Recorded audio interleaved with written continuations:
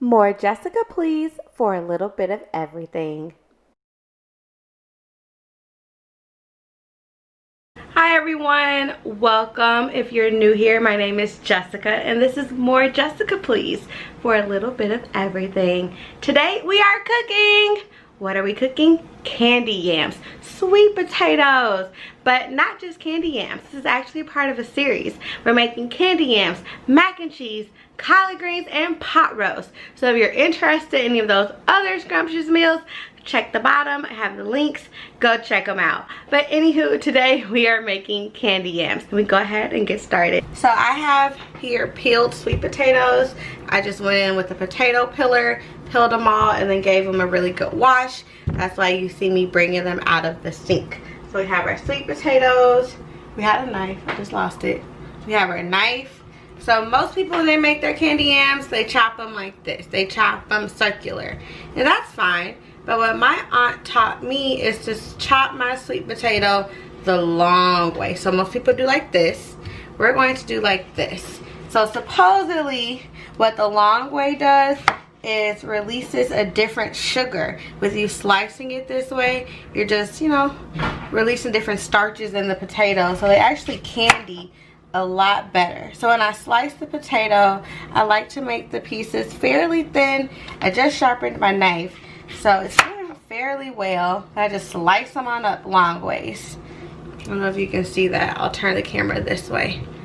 So being careful not to cut myself. I just slice on down. As the potato gets longer, of course, it's a little harder. So sometimes I'll cut the potato in half. And then continue to slice long way. So it's just less that I have to work with here. And we're just gonna go ahead and slice up all of our potatoes, just going long way. Remember, long, not circular. That's huge with this recipe. If you want a circular recipe, this isn't for you, because we're not going to use a lot of what other people use, because we don't have to, because our potatoes are going to do most of the work for us. Alright, so I have cut up about 4 potatoes, trying to keep them relatively thin. But yep, here's 4 potatoes all sliced. And let's get these added to our skillet. So we just take them over. I have a plain skillet, nothing in it. Also my favorite, Teflon. Put these in there, you know, try to get them in the skillet, not out like I just did. Yeah, I just tossed them in here. Make sure you don't want to overfill your pan. So I might even take some of these out and then I'll cook them the next go around. Because I'm making all 6 of them potatoes today, okay? But yeah, get those nice in there. Looks good. So I added in about 1 stick of butter, and we'll add in a cup of sugar. Have our sugar. We'll pour that on in. And then we'll turn our heat to like medium high. So I'm about a 4. And then we will cover this and let that start to break down and a juice will form.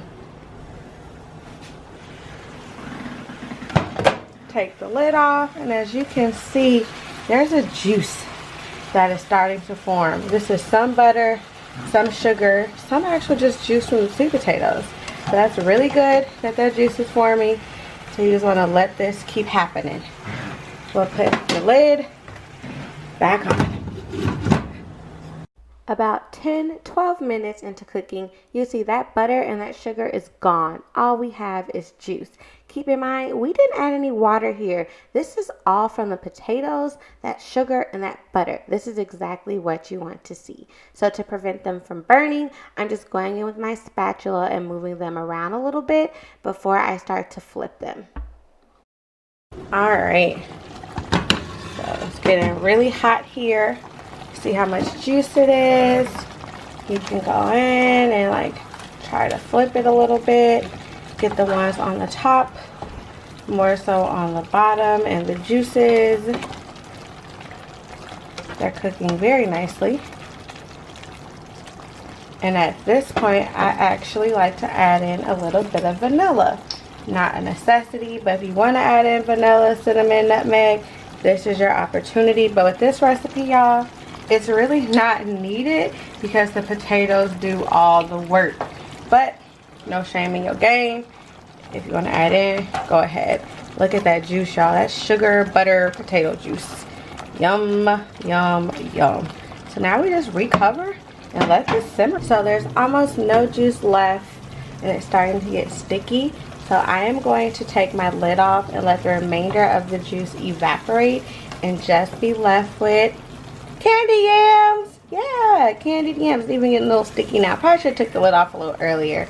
But yep, and these bad boys will be complete. And just like that, we're done. True candy yams. Y'all, these are delish. My aunt has the best recipe ever, and I'm so blessed she shared it with me, and now I'm sharing it with you. Keep in mind, this is a part of a series, so if you like anything else you see on this plate, check out the comments, and I'll have the links below. As always, thanks for hanging out with me. Please like this video and subscribe to my channel. Thanks you all. Have a great day.